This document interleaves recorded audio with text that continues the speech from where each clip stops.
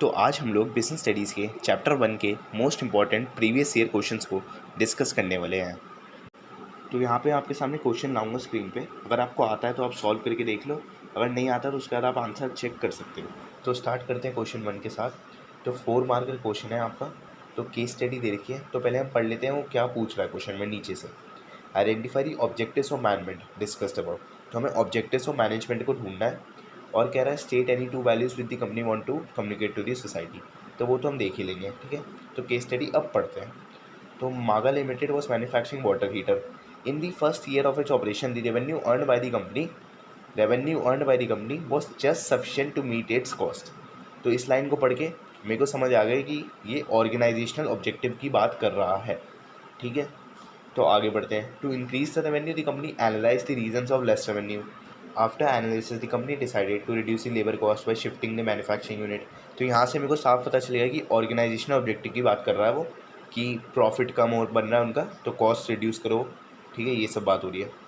आगे लिखा है टू स्टार्ट मैन्युफैक्चरिंग सोलर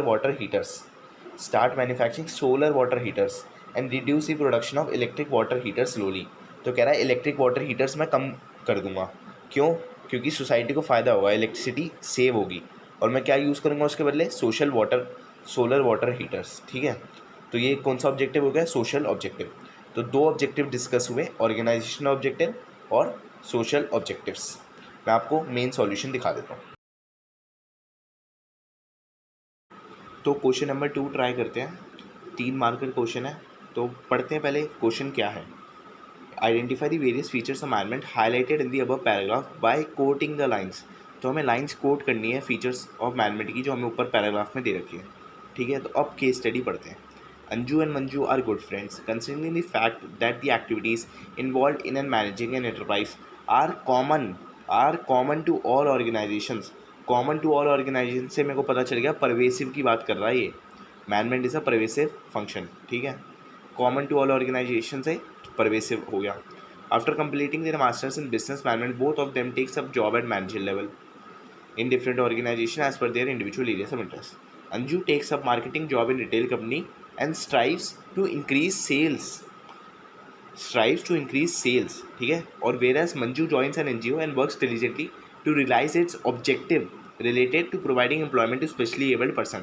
तो इससे पता चल गया मैनेजमेंट इज गोल ओरिएंटेड की बात कर रहा है, ठीक है। Both of them have to perform a series of continuous composite but separate functions. ये तो नाम में लिखा है, management is a continuous process. On some days, Anju spend more time in planning a future display, and on other days, she may spend time in sorting out an employee's problem.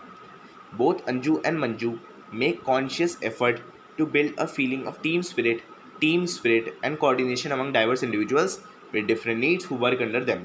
तो यानी management is a group activity की बात कर रहा है। The effect of their management is noticeable in respective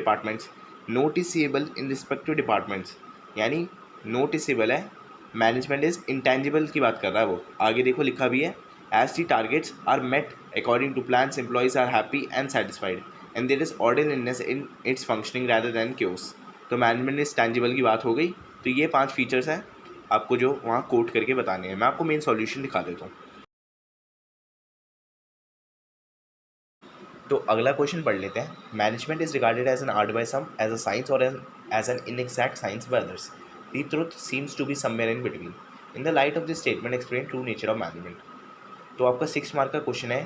तो आपको पूरा features of management as an art और features of management as a science दोनों के तीनों फीचर एक्सप्लेन करने हैं फुल्ली, क्योंकि 6 मार्क का क्वेश्चन है आपका, ठीक है।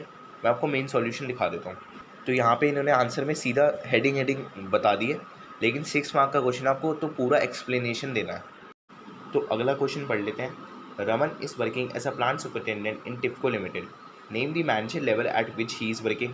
तो प्लांट सुपरिटेंडेंट है, तो इसका मतलब मिडल लेवल की बात कर रहा है वो, ठीक है। अब आगे बढ़ते हैं। State any 4 functions he will perform as a plant superintendent in the company. तो मिडल लेवल के कोई भी 4 फंक्शंस बता देने हैं तुम्हें। मैं आपको मेन सॉल्यूशन दिखा देता हूँ। तो एग्जैक्ट सेम सॉल्यूशन आपको करना है, ठीक है। तो अगला क्वेश्चन पढ़ लेते हैं। 5 मार्क का क्वेश्चन है आपका। तो पहले हम क्वेश्चन पढ़ेंगे, फिर केस स्टडी को पढ़ेंगे। Identify and explain the quality of management that Kartik has introduced in the working of production department as a corrective measure to control the output of the worker. तो क्वालिटी ऑफ मैनेजमेंट की बात कर रहा है, ठीक है। और फिर कह रहा है state briefly in 2 points highlighting the importance of quality of management. तो अब क्वेश्चन रीड कर लेते हैं। Kartik joins as a garment factory as a plant supervisor in Lucknow. He observes that the output of some workers is very low as compared to the standards set for their performance. On analyzing the reasons for the same, he finds out that a lot of time the workers is wasted in getting the requesting material issued from the store, whereas on asking the storekeeper complains that there is no harmony in the working of production department as a whole.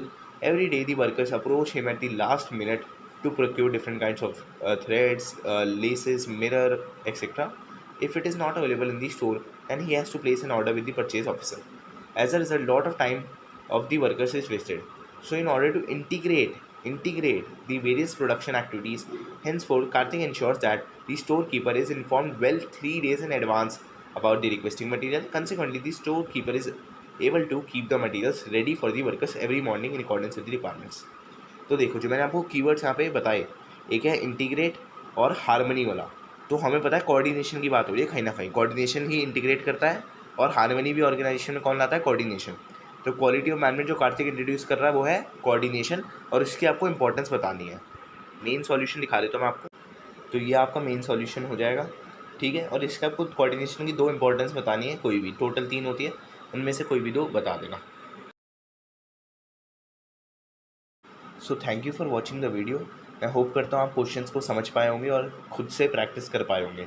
तो इसी के साथ आपका chapter 1 के important previous year questions की अच्छे से revision हो जाएगी, और आप चैनल को सब्सक्राइब कर सकते हो चैप्टर 2 के, चैप्टर 3 के और बाकी जितने भी चैप्टर्स हैं उनके क्वेश्चंस को प्रैक्टिस करने के लिए।